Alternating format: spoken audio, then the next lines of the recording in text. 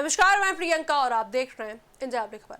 BSP प्रमुख मायावती के तेवर पिछले 2 दिनों में बदले नजर आ रहे हैं। पहले उन्होंने आरएसएस प्रमुख मोहन भागवत के आरक्षण संबंधी बयान पर सवाल उठाए और अब संत रविदास कलश यात्रा को लेकर भी बीजेपी पर निशाना साधा है। इतना ही नहीं, बेरोजगारी और सरकारी नौकरियों के मुद्दे पर भी मायावती ने केंद्र सरकार और राज्य सरकारों से खाली पदों पर पारदर्शी भर्ती की मांग की है। 2027 के यूपी विधानसभा चुनाव से पहले मायावती का बीजेपी और आरएसएस पर इस तरह खुलकर हमला करना राजनीतिक तौर पर चर्चा का विषय बन गया है। ऐसे में सवाल ये उठ रहा है कि क्या बीएसपी अब अपनी सियासी रणनीति में बदलाव कर रही है। अब देखिए, मायावती को लेकर पिछले कई वर्षों से राजनीतिक चर्चा है कि वह भारतीय जनता पार्टी के मुकाबले समाजवादी पार्टी और कांग्रेस को ज्यादा आक्रामक तरीके से निशाने पर लेती है। हालांकि पिछले 2 दिनों में उनके सोशल मीडिया पोस्ट में बीजेपी और आरएसएस को लेकर सीधे हमले दिखाई दिए हैं।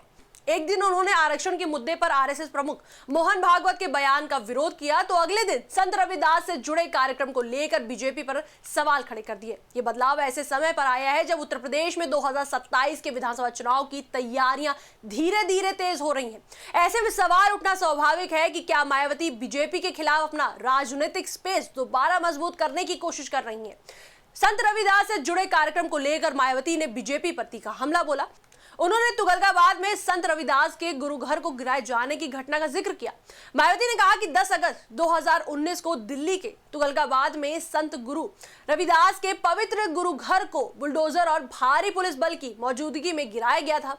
उन्होंने दावा किया कि इसके विरोध में देश भर की संगत सड़कों पर उतरी, जिसके बाद लाठीचार्ज, आंसू गैस, गिरफ्तारियां और मुकदमों जैसी कार्रवाई का सामना करना पड़ा। मायावती ने यह भी कहा कि गुरु घर की जमीन को लेकर भी विवाद के बाद आज भी श्रद्धालुओं को अस्थायी व्यवस्था में दर्शन करने पड़ रहे हैं। उनके मुताबिक ये करोड़ों श्रद्धालुओं की भावनाओं से जुड़ा विषय है। इसके बाद उन्होंने बीजेपी की संत रविदास कलश यात्रा पर सवाल उठाते हुए कहा कि चुनाव नजदीक आने पर संत रविदास के नाम पर आयोजन करना और उनके विचारों को जमीन पर लागू करना 2 अलग-अलग बातें हैं। मायावती ने अपने बयान में बेगमपुरा सम्मान, समानता और न्याय के संत रविदास के संदेश को आगे बढ़ाने की अपील की। उन्होंने लोगों से धार्मिक अधिकारों और गुरु घरों की गरिमा के मुद्दे पर सजग रहने को कहा। इस बीच मायावती ने बेरोजगारी और सरकारी नौकरियों को लेकर भी सरकारों पर सवाल उठाए। उन्होंने दावा किया कि उत्तर प्रदेश में बीएसपी सरकार के दौरान पुलिस और पंचायती राज विभाग में करीब 2.25 लाख नए सरकारी पद सृजित किए गए थे। साथ ही उन्होंने कहा कि सरकारी भर्तियों पर लगी रोक हटाकर बड़ी संख्या में लोगों को सरकारी नौकरियां दी गई थी। मायावती ने कहा कि देश में महंगाई, गरीबी, बेरोजगारी, अशिक्षा, स्वास्थ्य व्यवस्था, महिला सुरक्षा, पेपर लीक और भ्रष्टाचार जैसे मुद्दे लगातार लोगों को प्रभावित कर रहे हैं।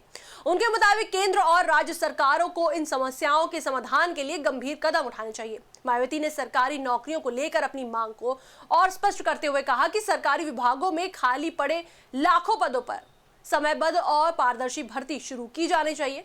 उन्होंने पेपर लीक और भ्रष्टाचार मुक्त भर्ती प्रक्रिया की भी मांग की। साथ ही उन्होंने राष्ट्रीय संपत्तियों को निजी हाथों में बेचने की प्रक्रिया रोकने की बात भी कही।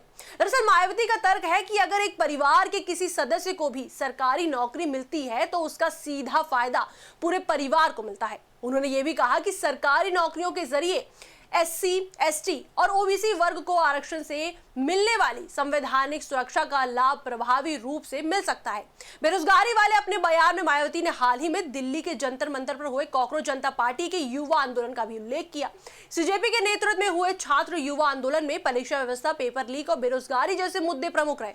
आंदोलन के बाद तत्कालीन शिक्षा मंत्री धर्मेंद्र प्रधान ने इस्तीफा दे दिया और सरकार की ओर से प्रदर्शनकारियों की कुछ मांगों को लेकर आश्वासन दिए गए। मायावती ने कहा कि युवाओं और बेरोजगारों के मुद्दों को अब गंभीरता से लेने की जरूरत है। उन्होंने संसद में इन मुद्दों पर चर्चा और राजनीतिक गतिरोध खत्म करने की भी अपील की। इससे एक दिन पहले मायावती ने आरएसएस प्रमुख मोहन भागवत के आरक्षण से जुड़े बयान पर भी आपत्ति जताई थी। मायावती ने एससी और एसटी आरक्षण में क्रीमी लेयर की अवधारणा को लेकर विरोध जताया और कहा कि आरक्षण का उद्देश्य ऐतिहासिक सामाजिक भेदभाव और वंचना का सामना करने वाले समुदायों को प्रतिनिधित्व और अवसर देना है। उन्होंने इस मुद्दे पर आरएसएस की सोच को लेकर भी सवाल उठाए थे। अब सबसे बड़ा सवाल यही है कि क्या मायावती का बीजेपी और आरएसएस पर लगातार 2 दिनों तक हमला महज मुद्दों पर आधारित प्रतिक्रिया है या इसके पीछे कोई बड़ी राजनीतिक रणनीति भी है। अब देखिए, उत्तर प्रदेश में 2027 का विधानसभा चुनाव सामने है। बीएसपी के सामने अपना पारंपरिक दलित आधार मजबूत करने के साथ साथ युवाओं, बेरोजगारी और सामाजिक न्याय जैसे मुद्दों को राजनीतिक बहस के केंद्र में लाने की चुनौती है। ऐसे में मायावती का बीजेपी पर सीधा हमला और आरक्षण, बेरोजगारी तथा संत रविदास जैसे मुद्दों को उठाना उनकी राजनीति में एक महत्वपूर्ण बदलाव के संकेत के तौर पर देखा जा सकता है।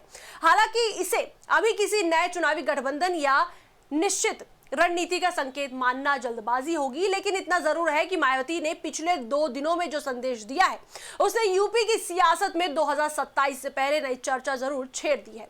इस पर आपकी क्या राय है, हमें कमेंट सेक्शन में जरूर बताएं। वीडियो को लाइक करें, शेयर करें, मेरे चैनल को सब्सक्राइब करें।